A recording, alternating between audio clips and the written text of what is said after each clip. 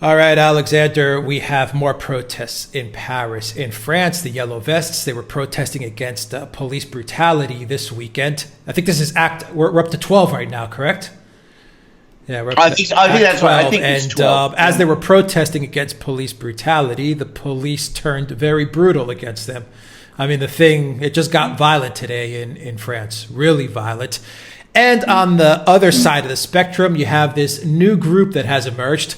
Last week, they had I don't want to say a small gathering, insignificant, but it was not tiny. I mean, there were a couple thousand people that did show up, yeah. And this group is called the Red Scarves. This weekend, I don't think there was much of anything going on with the Red Scarves, but a lot of people are talking about them, and they're saying that this is kind of a manufactured group, manufactured by Macron, to kind of be a counterweight to the Yellow Vests. So what's going on in France, Alexander?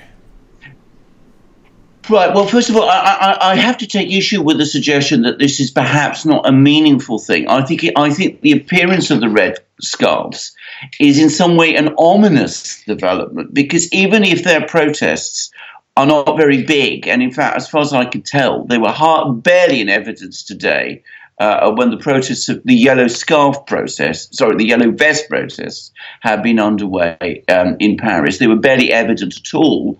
It does seem to me that the Red Scarves are now part of a narrative that is being constructed, that the Yellow Vests are this force for violence in French society, that the state should be cracking down on them because of their violence, and that some people, ordinary people in France, represented by the Red Scarves, are coming together to protest that violence in a way that will legitimize these laws that are now being talked about, which are intended to crack down on these protests, and also to strengthen the hands of the police as the police crack down on these protests. So I think as a phenomenon in itself, these are not many people, actually. They do not have huge support in France. I mean, there's bound to be some people in France who are opposed to the Yellow Vests, and support this globalist thing, and want more Europe, and want Macron to succeed. I mean, he still has support of 20% of people in France, and perhaps more in Paris. So I mean, it's not surprising that there are some people, but I think that their appearance now, even if they don't have very deep roots in French society, is a rather worrying phenomenon. And I think a further sign of a likely crackdown that seems to be being planned. Now, how orchestrated are they? I doubt that Macron himself in the Élysée Palace is himself the organizer behind all of this. But there are many people in France. France is, as we realized, I think, during the last French presidential election, a country where powerful forces manipulate events behind the scene. This does look to me as if it was a carefully pre-prepared protest or counter-protest organized by someone. And I think in France, it's not very difficult to guess who that someone is. It is the French establishment and the French elite, whose position has been shaken by the Yellow Vest protests, and who, as I said, want to give the impression that there is support for them amongst the French people in a way that will also support the crackdown. You mean French elite, big business, wealthy, big oligarch types? Absolutely, wealth, indeed, and of course the French equivalent, which certainly exists, of the US deep state. I mean, we've seen the so-called resistance in the United States, which, to be very clear, I mean, a lot of the people who turn up in the resistance and participate in these marches and all these things are genuine, sincere people who, for some reason, or for many good reasons sometimes, are opposed to Donald Trump. But the whole thing in the United States is clearly carefully organized and orchestrated. And we see the same phenomenon now at work in France too. And it's not surprising that it's happened. In fact, if anything, I'm a little surprised it's taken so long to happen in France. But as I said, it's something we need to be very wary of and concerned about, because it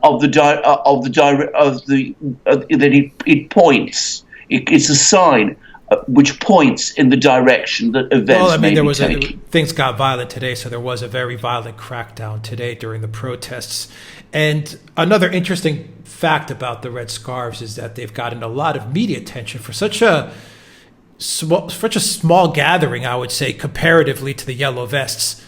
The media attention they've gotten is way out of whack. So you can obviously see that there are big forces behind them, or big forces trying to get momentum behind this anti-Yellow Vest movement, this counterbalance to the Yellow Vests. Yes. But it didn't gain any traction. Why is that? Right, okay. So just two things to say. Yes, there was a lot of violence in France. Now, I am not in France myself, but the reports I am getting is that most of this violence against that happened during the Yellow Vest protests was actually provoked by or caused by the police themselves. Yeah. In other words, the police themselves went about dealing with these protests in a violent fashion. I think that needs to be said. I have to add the qualifier. I'm not there. I'm depending on the reports of what happened that I have been reading, and they are in reputable places. They don't come from conspiracy sites. They come from people who are on the ground.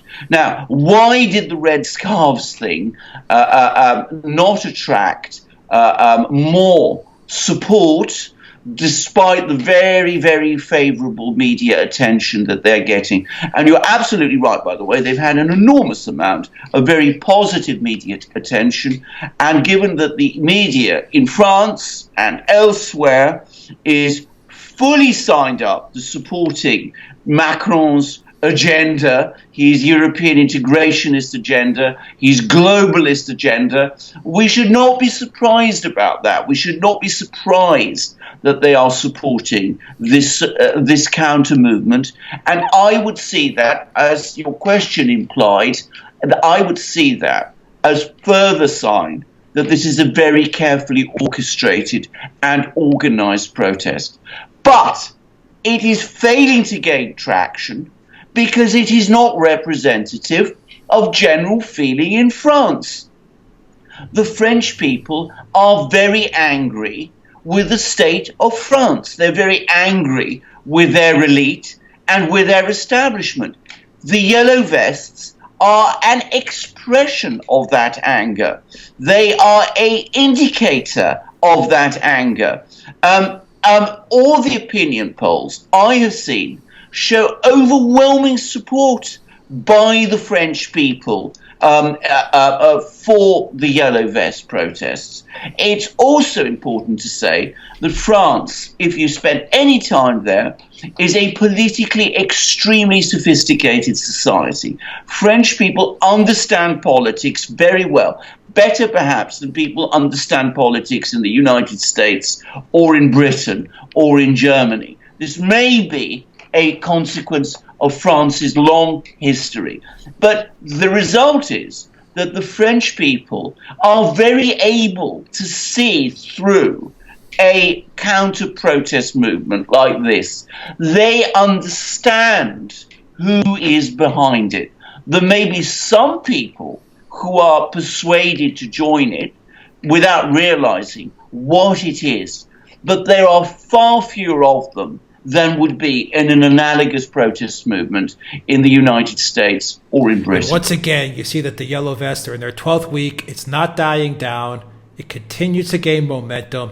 It's gone global. Everyone is now sided with the Yellow Vests or feels sympathy with the Yellow Vests. And Macron, instead of addressing the grievances, instead of addressing the problems like a man, addressing it head on, getting into some dialogue with these guys, figuring out what he needs to do to concede some ground to their demands and to figure out how to solve this issue, runs off to Germany, and he sits with Angela Merkel, and they plan, what do they plan together, Alexander? They plan more European integration, the exact opposite of what the Yellow Vests are asking for.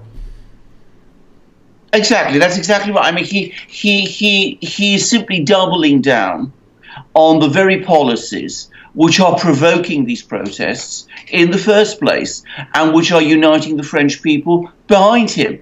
And you will find on the Duran an article which we republished. I think it was you who found it, in which he talks bizarrely of how, of how he himself feels as if he might be a yellow vest, even though in reality, of course, he shows no understanding at all of who they are, or of what they are, or of why they are protesting, because he is someone entirely from inside the elite, and he cannot think beyond it.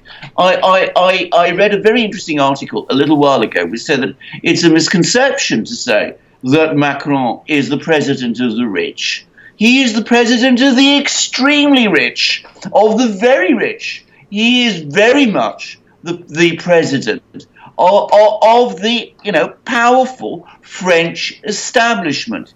It is a clear case now in France of the elite versus the people, and movements like the Red Scarves are not going to confuse anybody in France, or at least not many people in France, and are not going to take away from that at all.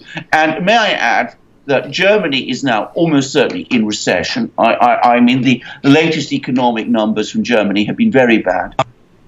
Italy is in recession, in no small part because the European Commission blocked the attempt of the Italian government to run an anti-recession budget. Many other places in Europe are in recession. I suspect France is in recession also. And these yellow vest protests, which are rumbling on, are both an indicator of how bad the situation is in France, and of course, because they are a disruption to the economy, they are probably adding to the economic pressures. Let's not forget we have a Brexit in 57 days as well. So things are not looking good for the European Union. Mm-hmm. Macron is not doing the EU any favors by not handling this yellow vest protest and this crisis that has occurred in France. And it is spreading across Europe. People can feel the movement in France, and you have that sense of a European kind of feeling of dissatisfaction with these elites sitting in Brussels, not giving a damn about the people whatsoever. And it's all starting from Paris, and Macron is the wrong person. It is indeed, as it often is. I mean, Paris is often, as we've discussed in previous programs, the place where these things start and become first European and sometimes potentially even global. And as I said, one country which I think the political establishment needs to be very, very, very careful looking at these protests. Well, Germany, obviously, where we see the AfD rising and where the Merkel's government is coming to an end, and there's a growing sense of malaise. But I think also Britain, because the British, though they often have this sort of competitive attitude to France, I'm talking about British people, they're also very, very familiar with France in all sorts of ways, and they follow French politics very well. I mean, the two countries are neighbours. A lot of British businesses and, let's say, lorries pass through, with lorry drivers pass from France to Britain. People talk. It spreads through, the pubs and the cafes, and people are saying, people in France are protesting. If things go wrong, especially if we don't get Brexit at the end of March, maybe here in Britain, we should start doing some of the same things. Absolutely. Alexander Mercouris, Editor-in-Chief of the Duran. Thank you very much. Guys, if you like this video, click on the subscribe button down below and click on the notifications bell to get notifications every time we push out a new video. And visit the Duran shop, buy a t-shirt. It really, really helps us out a lot. And of course, you can donate to us via PayPal and Patreon. The links are in the description box down below. Don't forget, you can get a copy of this show in audio format on iTunes and Soundcloud. So follow us there and go to theduran.com and see all the articles that Alexander is linking up to as well. Alexander Mercouris, Editor-in-Chief of the Duran, thank you very much. Until next time, take care.